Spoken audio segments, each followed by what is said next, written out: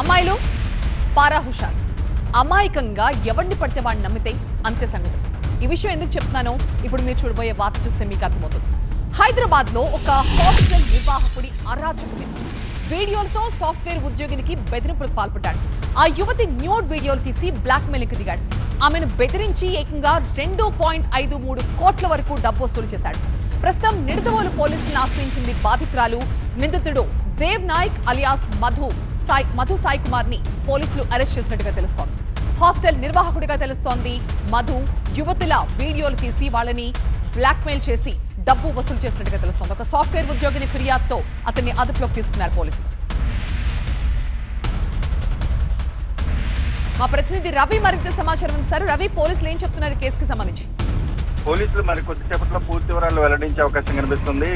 నిడదవోలుకు చెందినటువంటి యువతి హైదరాబాద్ లో హాస్టల్లో ఉంటూ అక్కడ సాఫ్ట్వేర్ కంపెనీలో జాబ్ చేస్తుంది. అయితే అతనికి ఆమెకు తన స్నేహితుడు అనుష అనే మహిళ ద్వారా పరిచయం అయ్యాడు దేవనాయక్ అలియాస్ సాయి కుమార్. అతను సాయి కుమార్ గా పరిచయం చేశారు.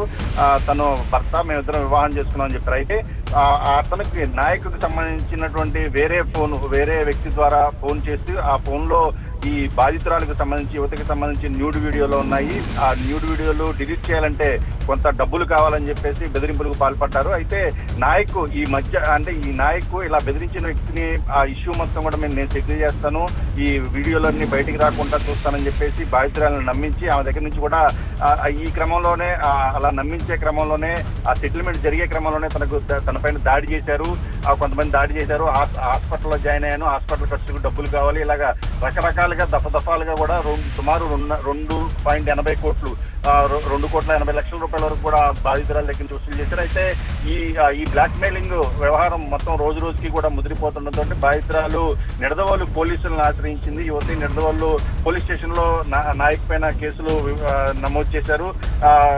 కేసు నమోదు చేసి నిందితులను కూడా అరెస్ట్ చేసుకున్నారు. అతని పైన 406, 420, 384, 506, రెడ్ విత్ 34 తో పాటు ఐటీ యాక్ట్ ను కూడా నిందితుడిపైన పెట్టి అతన్ని రిమాండ్ కి తరలించేందుకు అయితే పోలీసులు సిద్ధమయ్యారు. రైట్ రవి, హైదరాబాద్ లో ఒక హాస్టల్ నిర్వాహకుడి అరాచకం ఇది. వీడియోలతో సాఫ్ట్వేర్ ఉద్యోగినికి బెదిరింపులకు దిగాడు. ఆ యువతి న్యూడ్ వీడియోలు తీసి దాన్ని పబ్లిక్ చేస్తానంటూ ఆమెను బ్లాక్మెయిల్ చేసి ఆ యువతి నుంచి దాదాపుగా 2,53,00,000 వరకు డబ్బులు గుంజేశారు. నిడదవోలు పోలీసులు ఆశ్రయించింది బాధితురాలు. నిందితుడు దేవ్ నాయక్ అలియాస్ మధు సాయి కుమార్ ని అరెస్ట్ చేశారు పోలీసులు.